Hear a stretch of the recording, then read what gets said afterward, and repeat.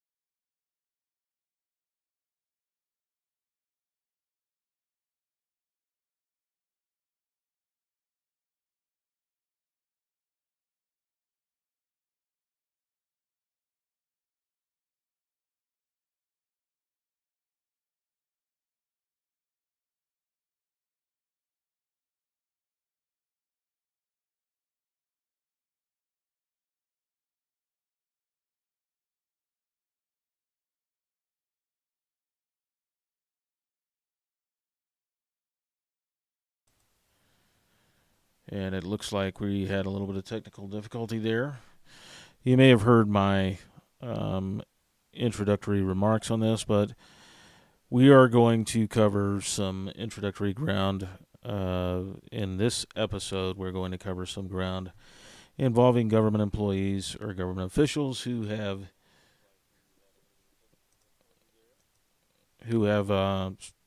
been engaged in sexual abuse. And so tonight's episode is focusing almost exclusively on law enforcement. So what I would say to you is we have ultimately a good episode ahead for you tonight. And, of course, as the opening indicated, we are ridiculing the Church of Jesus Christ of Latter-day Saints, their sexual abuse hotline. Run straight to their law firm. So if you are, in fact, a victim of sexual abuse, an offender and your offender, your abuser is within the Church of Jesus Christ of Latter-day Saints, guess what? If you call that sexual abuse hotline, you'll be calling the opposing party's law firm. That's how it's rigged up. And so for our Latter-day Saint sexual abuse victims out there, that's what I would say to you. That's what you're dealing with.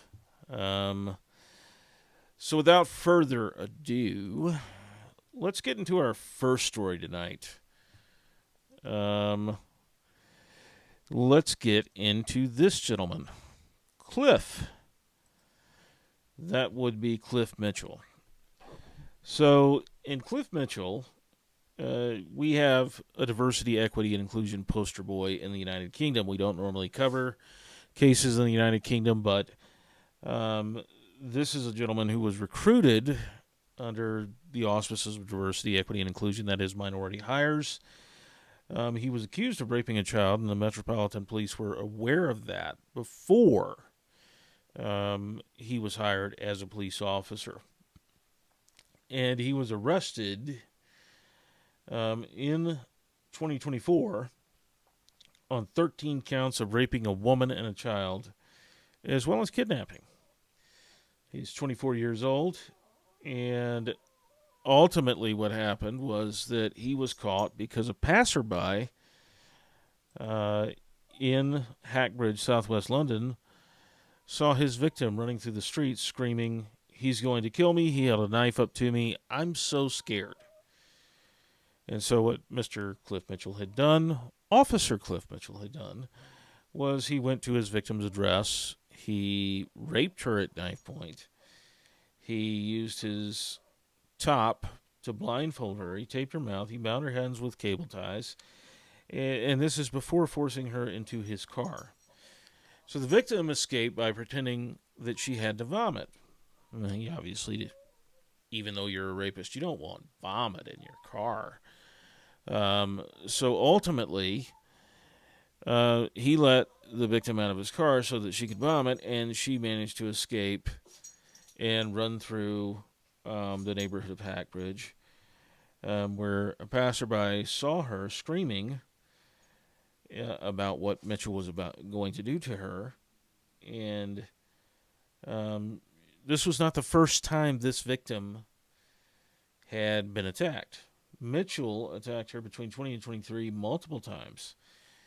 According to The Guardian, Mitchell used his status as a police officer to silence her. And he said that no one would believe her if she were to report the abuse. I'm reading directly from the coverage in The Guardian, which is a left-wing newspaper, and I'm kind of surprised that... Come here. Layla.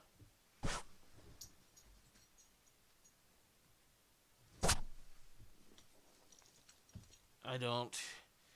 Obviously, the executive producer of my show and my life is this dog right here, Layla Lou, and she is acting up at a most inopportune time. So, back to Cliff Mitchell. Cliff Mitchell was found guilty of 10 counts of rape, 3 counts of rape of a child under 13, 1 count of kidnapping, and breaching of a non-molestation order. They have those in the United Kingdom. So he was an officer in summer of 2023 with the Metropolitan Police.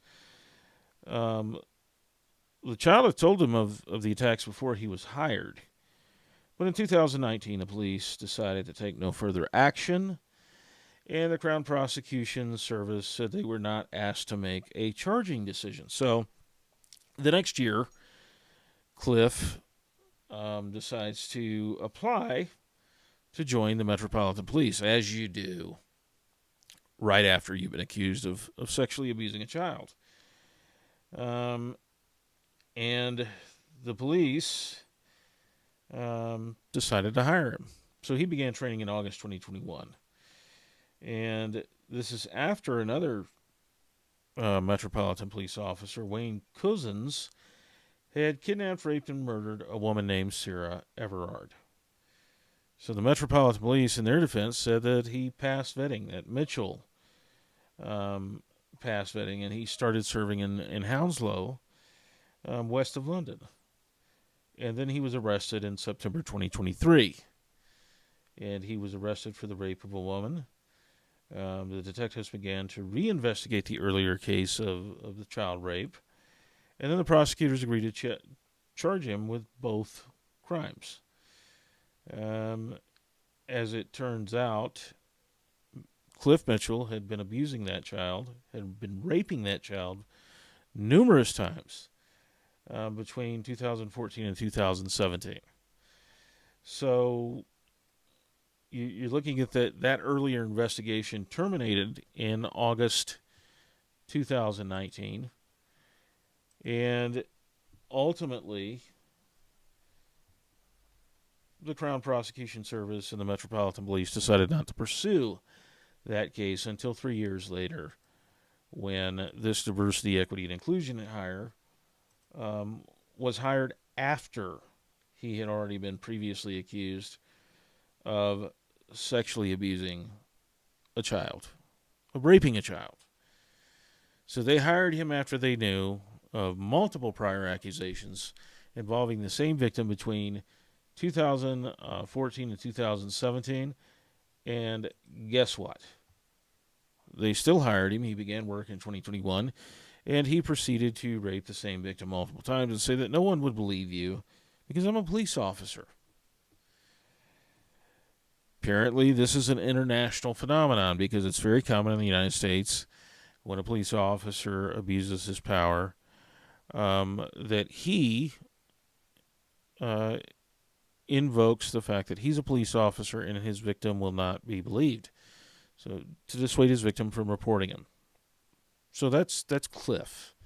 That's Cliff Mitchell. He was convicted of 10 counts of rape, 3 counts of child rape, and a count of kidnapping. And God knows what he would have done to that victim had she not feigned needing to vomit in order to get out of his car where he had stuffed her after kidnapping her. God knows what he would have done to her if he would have murdered her. And all of this because, in the interest of political correctness, in the interest of a second chance for a minority, the Metropolitan Police decided to hire Cliff Mitchell, a sexual predator and a child rapist, as a police officer. So that's that. Here we go with our next story. It's another police officer. And this is a Kansas City police officer named Roger Golubski. Mr. Golubski is a legendary, or at least he was a legendary, Kansas City, Kansas police detective. He was known for closing a number of homicides, but during one of those investigations, during one of those prosecutions, Golubski was charged in 2022 because allegations came to light that he was accused of, or allegations that he had exploited black women in the neighborhoods that he patrolled and investigated. He was effectively extorting black women for sex, and he was framing people for crimes that they did not commit. So he had retired in 2010. He had done 35 years with the Kansas City Police Department. He was charged by federal investigators with deprivation of civil rights. So he had raped a woman over a period of like 3 years, 1998 to 2001. And then he raped another woman from 1999 to 2002, all while he was employed by the Kansas City, Kansas Police Department. He was charged for running a sex trafficking ring from 1996 to 1998 that held women captive. That's American law enforcement for you. So he raped 2 women over multiple years. He ran a sex trafficking ring while he was a law enforcement officer, while he was a homicide detective. He was allegedly framing people for crimes that they did not commit and extorting sex from black women in the neighborhoods that he was investigating crimes in. And ultimately, what happened to Mr. Golubski? Oh, he committed suicide the day before his trial. So he was found dead the day of his trial because he didn't show up to court. He killed himself. But for 35 years, this rapist, this sex trafficker, had his way as a Kansas City Police Department homicide detective. This is the reality here. It's not an isolated incident. These things happen way more commonly than we'd all like to admit. And so Mr. Golubski ultimately was facing a federal lawsuit, not a state lawsuit, not a local lawsuit, not a local prosecution, not a state prosecution, a federal prosecution. But he was facing it, 14 years after he retired. That's what this is. That's what happens in America. He got to enjoy a 35-year career as a police officer, and he got to enjoy another 14 years of retirement. And then he fails to show up at the federal courthouse in Topeka. He had been on house arrest for 2 years before that. So he got 12 years to walk around as a free man after his retirement, 35 years to run rampant, in Kansas City, Kansas, where he framed people, innocent people, for crimes that they did not commit, ran a sex trafficking ring while he was a police officer, and raped 2 women over the course of 2 separate 3-year periods. American law enforcement people, I give you, perhaps there's a reason we have a conviction rate, or a clearance rate, I should say, in the 25 to 27% range for sex crimes in this country. That is, if you rape or sexually molest or sexually abuse another human being, you have a better than 7 in 10 chance of getting away with it. I mean, Roger Golubsky did get away with it. He was 71 years old when he committed suicide. And he had enjoyed 35 years of his life as a distinguished detective. He had raped 2 women over multi-year periods. He had run a sex trafficking ring where he imprisoned women and teenagers, and he never faced a day of culpability. He did 2 years of house arrest awaiting for his federal trial.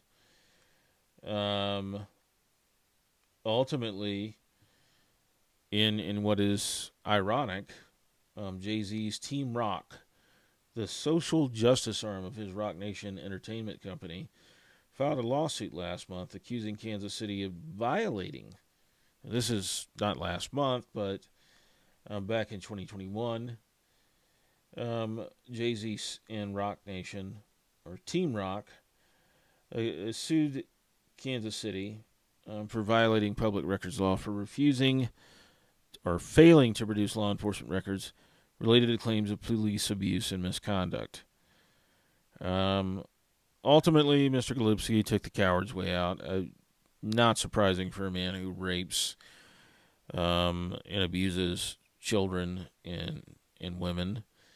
Par for the course. And so the next example that we have is the Fairfax Police Department. Now, what I want for you to understand about this case is that years ago, Vice News reported on allegations that 13 officers at the Fairfax County Police Department, including a captain and the former chief, began to harass and threaten and coerce a detective who was investigating a sex trafficking ring. As it turns out, one of the victims, who was trafficked from Costa Rica, alleged, along with other victims in the sex trafficking operation, that she was forced to provide free services to the Fairfax County Police Department officers, who turned a blind eye so that they could receive free commercial sex services, or so that they could rape these women with impunity, because, let's face it, they weren't consenting to it. They were there because their passports had been confiscated by the leader of the sex trafficking ring, and they really obviously were facing kind of a conundrum, as most rape victims do, because the police, well, they weren't doing anything to investigate the crimes against them. The police were aware of it because the police were some of the best customers of the sex trafficking ring. So here's a quote from Fairfax County sex trafficking detective William Wolf. So William Wolf found victims of the sex trafficking ring who said that they knew cops were soliciting sex in exchange for protecting the enterprise. And so his captain told Wolf, "I'm a lifeguard, and you are far offshore drowning, and I am not going to save you." End quote. So a sex trafficking detective in Fairfax County, William Wolf, he found the victims. They made allegations that the cops were part of this sex trafficking enterprise, that they were receiving free access to the sex trafficking because they were raping them. And they were doing it in exchange for protecting the sex traffickers. And so ultimately, this case made it in the federal court. And William Wolf ultimately became a former detective, a former employee of the Fairfax County Police Department, because, according to Wolf, one lieutenant in his department threatened his job. He was denied overtime. He was denied request to travel for his investigative work, and he was bogged down by requirements that he complete detailed reports recounting his daily police report in retaliation, and also to keep him busy, to keep him from finding what this sex trafficking enterprise was doing and what his fellow police were doing. That's how things run in Fairfax County. But as infamous pitchman Billy Mays would say, but wait, there's more. Over in Dorchester County, South Carolina, there's another gentleman who is a state attorney general. And this gentleman, his name is Alan Wilson, and he's the South Carolina Attorney General. And Mr. Wilson came to prominence in this narrative because South Carolina U.S. Representative Nancy Mace accused him, after analyzing his records in Dorchester County, of dropping fully 92% of all child sexual abuse cases. That's just in Dorchester County. So out of 100 cases, he would drop 92 of them. He managed to convict a mere 7.5% of those charged in Dorchester County with child sexual abuse offenses.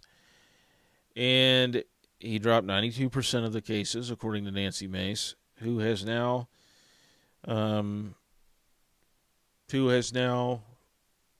authored and advanced legislation at the federal level to make it a problem for local prosecutors. So if you don't prosecute, let me look this up real quickly. If you don't prosecute child sex crimes, you're going to lose federal funds. And so, to be fair, Alan Wilson has denied Mace's allegations with respect to Dorchester County and other matters, saying that they're categorically false and politically motivated. The graphic that you see up in the upper right-hand corner is from Nancy Mace. No one ever will accuse South Carolina politics of being nice. But here is Alan Wilson, the South Carolina Attorney General, who allegedly presided over the dismissal of 92% of the child sexual abuse cases in Dorchester County, South Carolina. Now, is it outside the realm of plausibility that these allegations are true? No. It's not outside the realm of plausibility. In the state of Utah, where I've been focused for the past, 3 years, almost 4 now, they have a statewide conviction rate for rape of under 12%. It's 11.97%. They have a prosecution rate, of 11.97%. That is, if you rape somebody, you got an almost 9 in 10 chance that you won't be prosecuted for the alleged crime against you. As far as conviction goes, the conviction rate is 2.97%. So if you're accused of rape, you got a better than 97 in 100 chance of not being convicted for rape. And since the theme of tonight's episode is the corruption in law enforcement and the fact that law enforcement is often involved in this type of abuse, as our buddy Roger Golubski illustrates, we're looking at a situation where it's not, you understand it. Government sex predators, just a limited amount of cases. We try to put up like at least a post a week. Over the course of those posts, it's very easy to find a government employee, either a teacher, a police officer, an elected official, a government bureaucrat of some sort, who is engaged in sexual abuse or rape or child sex trafficking or sex trafficking in general. It's not hard. A simple Google search turns up dozens of instances of this. It turns up dozens of instances of men like Roger Golubski who use their position in law enforcement to sexually abuse and rape others, to engage in the very crimes that they swear to protect the public from, to violate the very laws that they swear to uphold in their oath as a law enforcement officer. So as we look at this issue on government sex predators, one of the things is we'll never run out of material. We will never run out of material. We'll never run out of the Roger Golubskis. We'll never run out of, diversity, equity, and inclusion hires, such as Mr. Cliff Mitchell over in the United Kingdom, who was hired by the Metropolitan Police after a girl alleged that he had raped her over a period of years, I believe from like 2014 to 2017. And the Metropolitan Police knew about this in 2019. They hired him the following year. He began work in 2021, and over the course of his time as a police officer, he raped another woman multiple times over the years. Told her that no one would believe you, because guess what? I'm a police officer. The reason he got caught is because he went to that woman's apartment with a knife and tape, and he bound and gagged her. He threatened her life at knife point. He loaded her into his car. That's kidnapping. And then he proceeded to try and transport her, and if she had not feigned needing to vomit, she would have never gotten out of his car. He probably would have killed her. And he was later convicted of 10 counts of rape, 3 counts of child rape, and a count of kidnapping. In addition, a failure to respect a molestation order. That is, you're barred from molesting this victim. And he was hired after the Metropolitan Police knew about the allegations against him. He was hired after that. And he served for the better part of 3 years as a Metro police officer in the United Kingdom. So this issue isn't isolated. It isn't specific to the United States. This is an issue in terms of a government sex predator in law enforcement it's international. The thing about the police is that they abuse their power. And the other thing about the police is they center their investigative efforts around revenue-positive cases. That is, traffic tickets, drug crimes, anything that involves a citation, because that makes money. And prosecuting sex crimes and doing actual police work that generates a conviction, that costs money. Prosecuting violent crimes costs a lot of money. So one of the things that we see here is, as I said earlier, you have a sex crimes clearance rate by arrest or conviction that's in the mid-20s in the United States. You can go look this up on the FBI's website. You can look it up at the state level in your state. It's pretty uniform across the board. They only convict in the state of Utah 2.97%. They only prosecute about 11.97%, like under 12% of people that are accused of rape. And that's just rape. That doesn't include like object rape. It doesn't include sexual abuse or sexual abuse of a child. It doesn't include any of these alternative like sex offenses. That's just rape. And so what we have here is an absolute failure on the part of law enforcement to deal with this issue, often because many police officers are themselves involved in sexual abuse.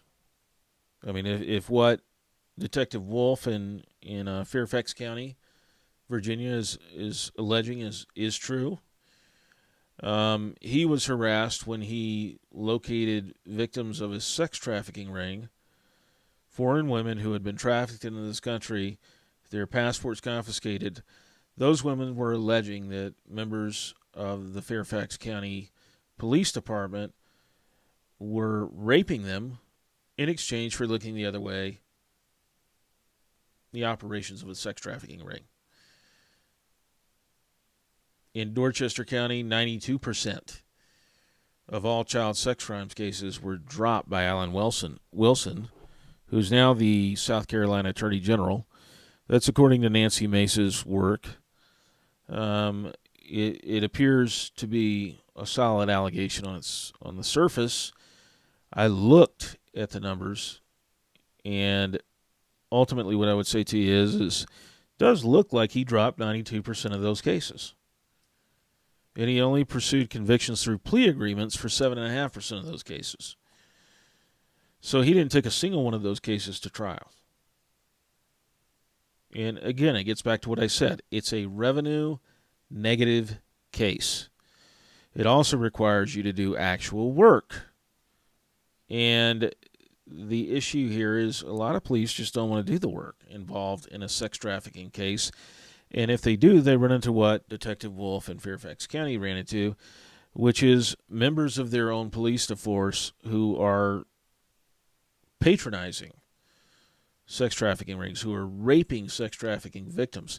Now, they call it prostitution. They call it, this, but those women did not consent of their own volition to have sex with those police officers.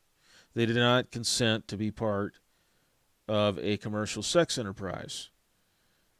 They did so because their passports were confiscated, because their money was being confiscated, and because they were threatened with violence and reprisals. And when Detective Wolf uncovered this and he brought it to his superiors in the Fairfax County Police Department, he was run out of the police department. He was harassed. He was denied overtime. He was denied the ability to travel as part of his investigation. And then he was buried in busy work to keep him from making progress on that investigation. That's the state of policing in America. And it's not isolated to Fairfax County or Dorchester County.